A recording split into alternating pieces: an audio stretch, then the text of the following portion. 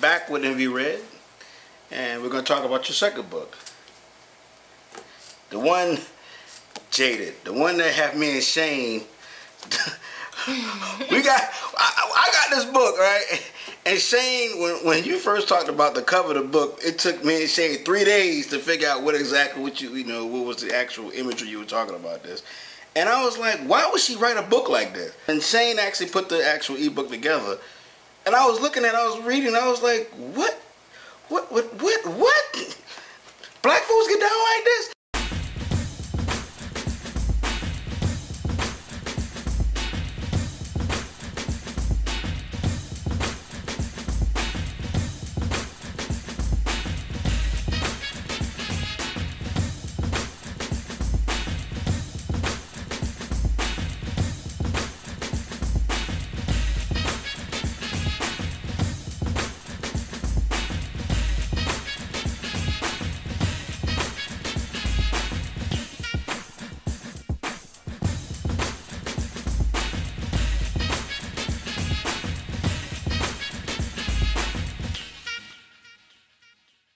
When we got Jaded, we were like, you know, when you called them, we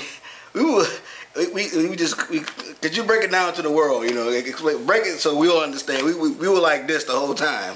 Jaded is my crazy book. We noticed. People, when they read it, they hit me up in the inbox, on my website, you know, just, they can't get over the whole craziness of Jade. You know. I'm telling you, literally, this book just came to me.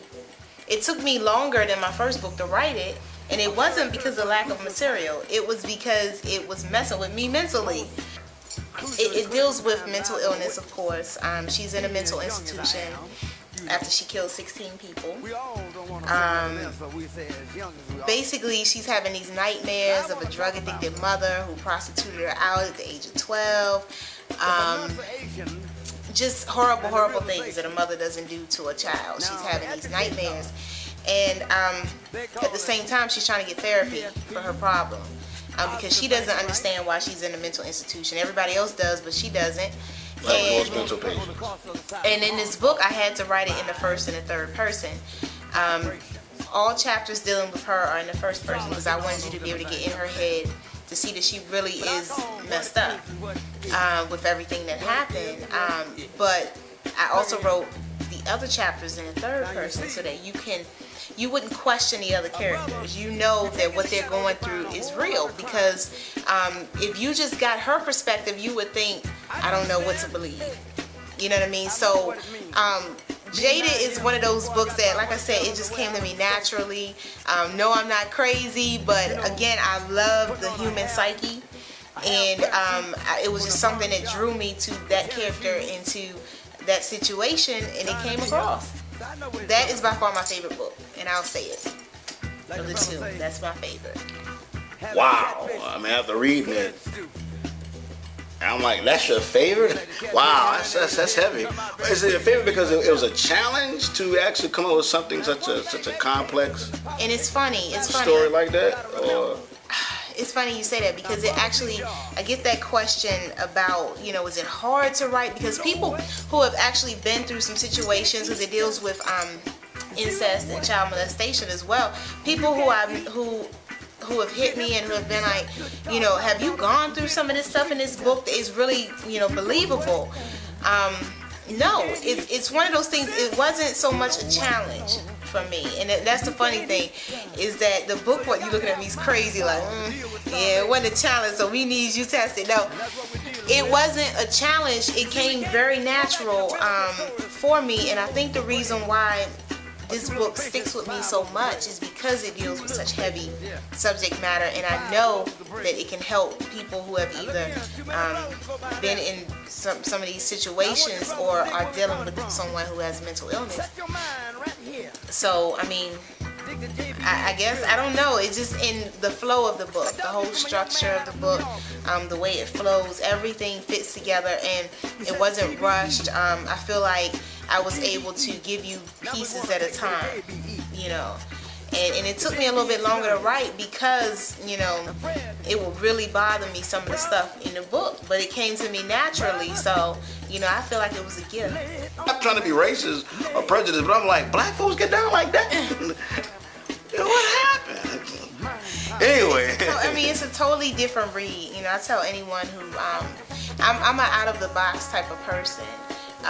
You know, a lot of times authors, you know, and I don't knock anybody, you know, if you're an urban street fiction writer, you write urban street fiction. If you mystery, you write mystery. You know, if you paranormal, you write paranormal. But I write what I feel, you know, and if the story is talking to me, if it's speaking to me, I'm going to pen it. So, you know, I just recently wrote a children's book. So, I mean, whatever I'm feeling, it has to come out on paper. So, you know, I'm you know, it's like I said, I'm more geared towards the psychological stuff, only because I'm very fascinated with the human mind and how it works, and just the fact that there's some people who really think completely different from mainstream America. It's something about that, you know, that makes me want to explore it more. And, you know, so it's not that I'm crazy, I'm just kind of drawn to that whole crazy feel, and writing it was wild. It was a wild ride. It was fun. Even though, you know, that was fun. It was fun. It was really fun because I was amazed. I was amazing myself as I was writing. I was like, wow. That's, you know, awfully gothic to me. Like awfully morbid. Well, see, what would happen is I would write a few chapters, and this is why it took me a little bit longer. I would write a few chapters, and then I was so amazed, you know, when I was writing, it was coming out natural. It was just flowing, just going. I would go back and read it, you know, every couple chapters. I'm like, did I really think of that? Yeah, you know, it's amazing to think that, you know, that came out of yourself. You know, dealing with Harlem, south side of Chicago, the Bay Area, Watts, Bad Point, Buttermilk Bottom in Atlanta, 9th Street in Augusta, West Broad in Savannah, U Street. Do you ever feel ashamed or feel embarrassed about some of the stuff you write?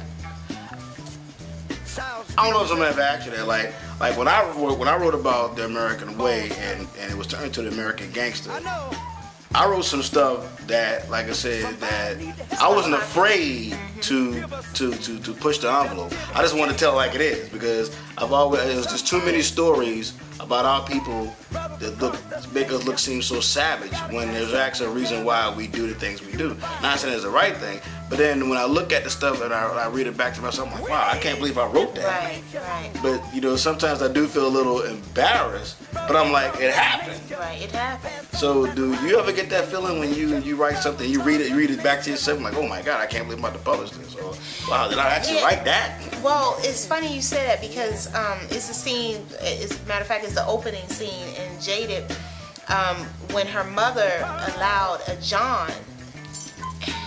Let me put it this way. She didn't just sit there and say, oh, you can have my daughter. He asked for her daughter. And she's, no. Her first reaction, like most mothers, no, are you crazy? You know, she's a child. She can't do anything for you.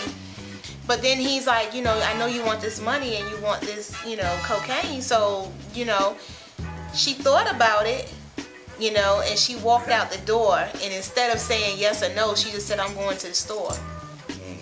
And left her child there. You see what I mean? So I was embarrassed in a way. Yeah, in a way I felt bad, because, you know, people who read that, you know, I had a person told me they couldn't get past that, past the first chapter, and I'm just gonna keep it real.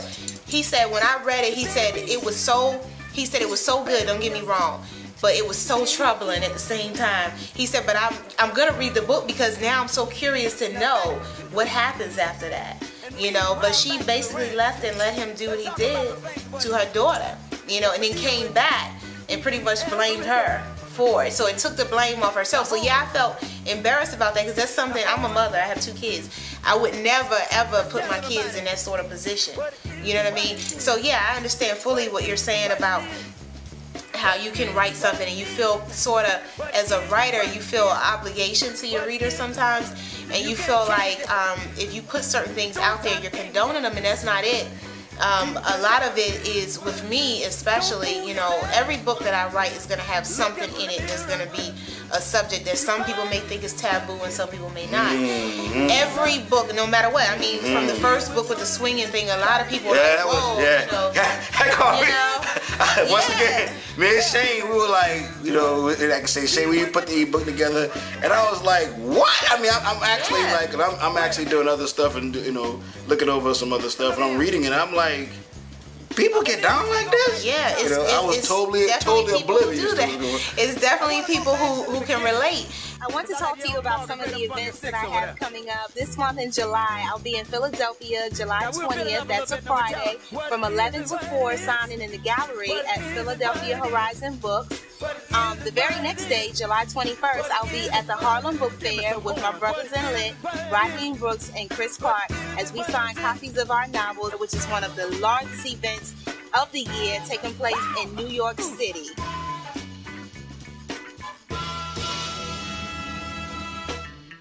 Hey, I'm your man Q. This is Envy Red, and you can reach me on envyred.com.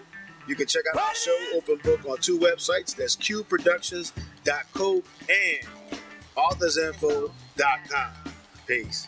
Peace.